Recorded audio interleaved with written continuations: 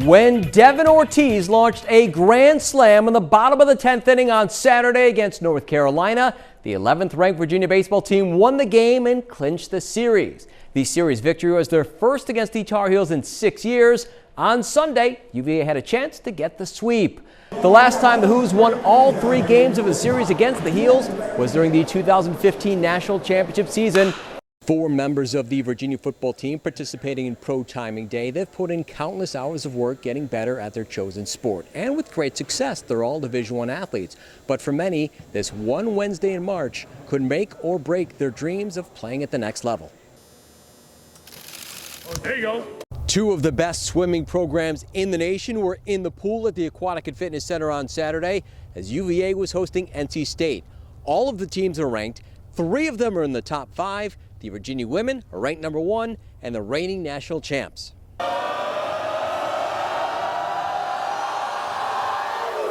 The Virginia women's basketball team has had 5 games canceled or postponed so far this season, including the Sunday showdown against Syracuse. The reason for that one?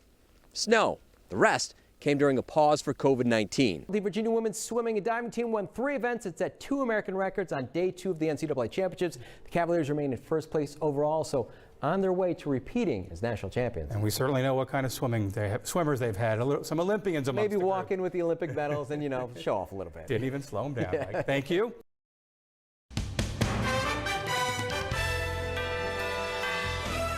The Virginia baseball team is playing its biggest series of the season this weekend as the 11th ranked Cavaliers are hosting number 7 Virginia Tech at Disharoon Park.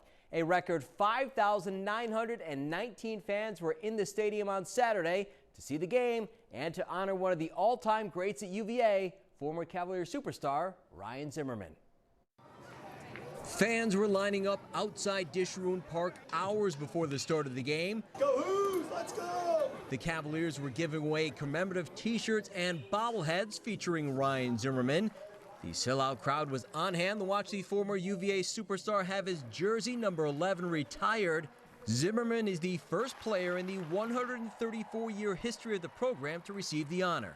This is kind of where it all started, I guess. So, to come back and to have the ultimate honor, it's humbling. It's, I still keep in touch with so many of my teammates from here and obviously the coaches and just so many people from the community here. So Charlottesville is a special place to me, and to have something like this done for you is, it's humbling. To look up and see this stadium full on this day that the greatest player that's wore our uniform, to honor him was really, really special. Ryan Zimmerman threw out the ceremonial first pitch while holding his son, and Virginia head coach Brian O'Connor showed off his athleticism will make the play behind the plate. I told him that's impressive. He was able to throw it around the zone, but that just, again, it speaks to who he is. He's got his son in his arms throwing out the first pitch on his day is really, really cool. Zimmerman played 16 seasons in the big leagues, helped the Nats win their first ever World Series title, and was a member of UVA's inaugural Hall of Fame class. He also donated more than $1 million to the Cavaliers program and helped kickstart the expansion of the Hoos home field. It's just so rare to see a player of that magnitude to do what they did at the highest level of baseball, and then to be so engaged back at the school that they went to is really impressive. There's no chance I would be where I'm at now without this place. So parents always taught me to give back, and what better place to give back than a place that helped you get where you are. After the ceremony, there was still a game to be played. UVA was looking to bounce back from the loss in the series opener. No score in the 4th inning. Jake Geloff is at the plate. The sophomore hammers the ball to left. That finds the bleachers in a hurry. The solo home run is his 17th of the season. UVA gets on the board first as they lead 1-0. Moving to the 5th, there's a runner at second with 2 outs. Kyle Teal singles off the glove of the third baseman. Casey Sauke rounds third and scores. The next batter is Alex Tappan. The senior singles to the right side. Max Codier slides in safe at home. Next up is Jake Geloff. He goes opposite field for a base hit. Teal races home the score. Devin Ortiz takes his turn. The senior singles to left. 2-run score on that play. The Wahoos score 5 runs with 2 outs, and they lead 6-0. Brian Gursky got the start on the mound. The grad transfer pitched 6 innings, giving up 2 runs on 5 hits with 8 strikeouts. He put a couple runners on in the 7th, but Brandon Neek came out of the bullpen and gets out of the jam, inducing the 6-4-3 inning-ending double play. Neek pitched the final 3 innings and only gave up 1 hit. The Cavaliers go on to win by a final of 6-3, which evens the series in 1 game apiece. It's really big, you know, anytime you lose a Friday, Saturday becomes even more important. So, I mean, it's a great rivalry. They have great fans and a great team, so, and it was an amazing environment, so it doesn't really get any better than that. Unfortunately, we were able to, Geloff was able to get a ball out of here, and then the next inning we were able to, string a bunch of hits together, which we've been pretty good at this year. Once you get one on the start and breaking the seal, I think it's like a big thing to, show that, it is possible. Obviously I always think it, but once you get that one across, you get your shoulders back a little bit, take deep breaths, having the lead right there, and then just going out there, having fun. This series finale is scheduled for Sunday at 1 o'clock at Disharoon Park. On day 3 of the NFL draft, former Louisa County star Brandon Smith was picked by the Panthers in the 4th round, and former Western Albemarle star Luke Tenuta was selected by the Bills in the 6th round. I'm Mike Shiers. For all the day's sports stories, check out the sports page at NBC29.com. For the 2nd year in a row, the USA Archery Virginia State Outdoor Championship will be held in Central Virginia. The 2-day event will take place at Tucker Park in Goochland this weekend, and it will give the best archers in the Commonwealth a chance to show off their skills. These are not the best archers in Virginia. These are first-time shooters at the Virginia Archery Center as part of a team-building exercise for House of Balance in Charlottesville. But thanks to the coaching of former United States national team member Marcy Reese, your forearm when you draw should be up at level with the arrow. They pick up the sport pretty quick. All right. Look at you. Reese won the gold medal at the national championships in 2014, and after spending a year on the national team, she took up coaching full-time. It is definitely more enjoyable. It's more fulfilling to teach people archery. I'm getting older, and to train for events is getting harder for me. And I get a lot of fulfillment out of it, taking somebody that can't shoot and helping them shoot. Case in point, bullseye. Reese currently has 26 kids on her team at the academy and says the experience can help get them into college.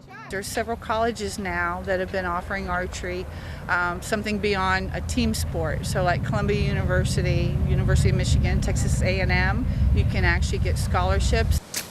As the state rep in Virginia for USA Archery, Reese was instrumental in bringing the state championships to Goochland. Anybody can come and watch, bring a tent, bring a chair. We're going to have food concessions and all kinds of cool music, and you can watch the live tournament.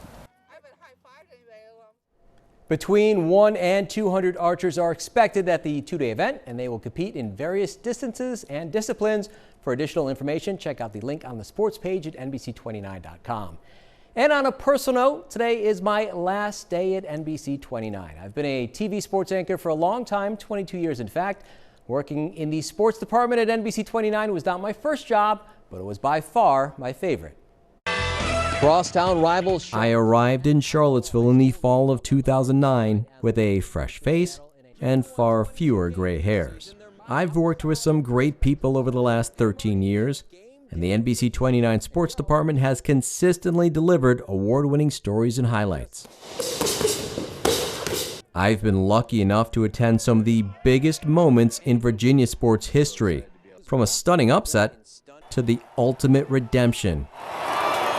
From the end of the streak to more high school state championships than I can count.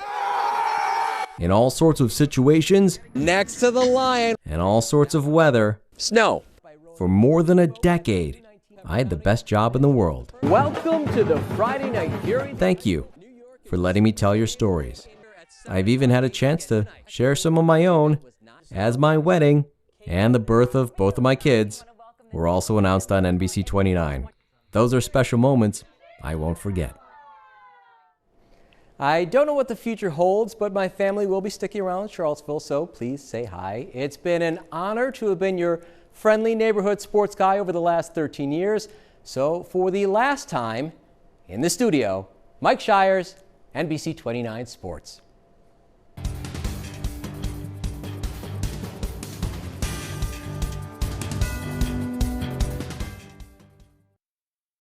On the T-ball fields at McIntyre Park, the players ages 4, 5, and 6 were learning the skills they need for success on the field. The season recently came to an end, but the focus was on fun and fundamentals, and at the end, you get snack. 1, 2, 3, go! The T-ball players in the McIntyre Little League all have their favorite part of the game. For some, it's hitting. I see it! Every time I try it back, I try to go high. We'll try to hit it over the fence. What'd you do to work on hitting? Just doing very hard. Others enjoy running. What was the best part of it? Running bases from home. Max and Leo like running in the field. Getting the ball. I like getting the ball. T-ball is an introduction to the game. They play 2 innings, everyone gets the bat. Even when an out is recorded, no one gets out. And the last batter of the inning gets to clear the bases. Having fun is always the #1 priority. 100%. If it's not fun, we probably shouldn't come, which is why the last practice involved water balloons. Mostly, I liked the water balloons, and today when I got those 2 big hits. Nice hit. With the season in the books, the players have the skills. You catch the ball like this, and follow. And the hardware. It's cool, and that's just baseball. What's it like getting a medal at the end of the year? Pretty good. I like the snacks. What's better, the games or the snacks? Both. Who can argue with snacks? As you can see in the video, in the last 2 games of the season, they introduced coach pitch, and some of the players were really hitting the ball very, very well, perhaps as a future major leaguer like Mike Cubbage out there. I'm Mike Shiers. For all the day's sports stories, check out the sports page at NBC29.com.